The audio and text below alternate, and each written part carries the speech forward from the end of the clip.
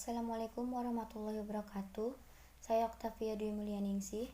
Di sini saya membuat judul proyek yaitu Sistem Informasi Manajemen Pemantauan Pembayaran Pajak Bumi dan Bangunan di Kota Brebes berbasis website.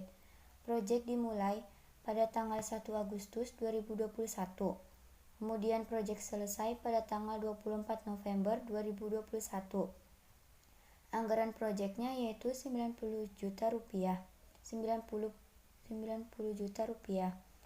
Kemudian manajer proyeknya yaitu Oktavia Dwi Mulyaningsih.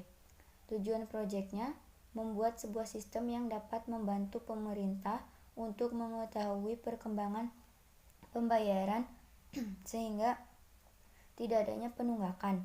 Biaya yang dibutuhkan dalam melakukan proyek ini adalah 90 juta mencakup semua yang dibutuhkan seperti hardware, software, dan para pekerja. Kemudian project charter, project name Sistem Informasi Manajemen Pemantauan Pembayaran Pajak Bumi dan Bangunan di Kota Brebes berbasis website. Eksekutif sponsor, Dinas Pendapatan Daerah. Departemen sponsor, Kantor Pelayanan Pajak. Impact of project, membantu pemerintah dalam mengetahui perkembangan pembayaran pajak agar lebih cepat dan mudah. Project Manager Oktavia sebagai produk. Team members, Maftu sebagai marketing, Erista sebagai finance, Nurul sebagai developer. Stakeholdersnya yaitu Dinas Pendapatan Daerah dan Kantor Pelayanan Pajak. Kemudian project purpose-nya menyediakan laporan pembayaran dan laporan tunggakan secara real time. Objektifnya yaitu meningkatkan pembayaran pajak bumi dan bangunan agar tidak ada penunggakan. Deliverable, melihat laporan pembayaran dan laporan tunggakan, mencetak laporan pembayaran dan laporan tunggakan. Scope, proyek ini ditunjukkan kepada pemerintah untuk mengetahui perkembangan pembayaran pajak bumi dan bangunan. Project milestone, interview dan brainstorming dengan stakeholder, menentukan kebutuhan user, menentukan kebutuhan sistem, menentukan fungsi yang lebih spesifik, membuat dan mengembangkan project charter, membuat WBS, proses manajemen biaya, mengembangkan dan menyaring rencana, menentukan aplikasi, proses pembuatan aplikasi, perancangan dan pengembangan sistem aplikasi, menentukan sponsor, peresmian aplikasi, kontrol dan pemeliharaan dari awal sampai selesai. Kemudian closing pada tanggal 24 November 2021. Risknya yaitu terjadinya kesalahan data pada saat entry data, terjadinya bug terhadap sistem pada saat proses perjalanan sistem. Constraint, proses pembuatan proyek ini mungkin tidak selesai sesuai jadwal yang ditentukan dikarenakan ada suatu masalah yang tidak terduga.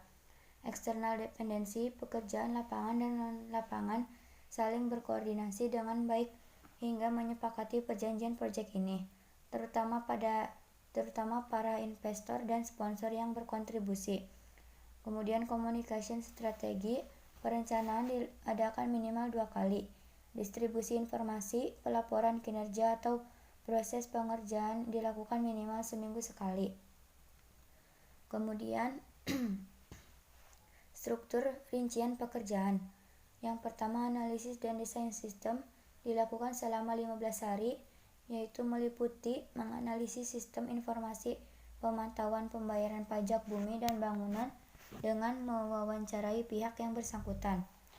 Dilakukan selama 3 hari, membuat statement of purpose, event list, dan konteks diagram selama 3 hari, membuat data flow diagram selama 3 hari, membuat kamus data selama 4 hari.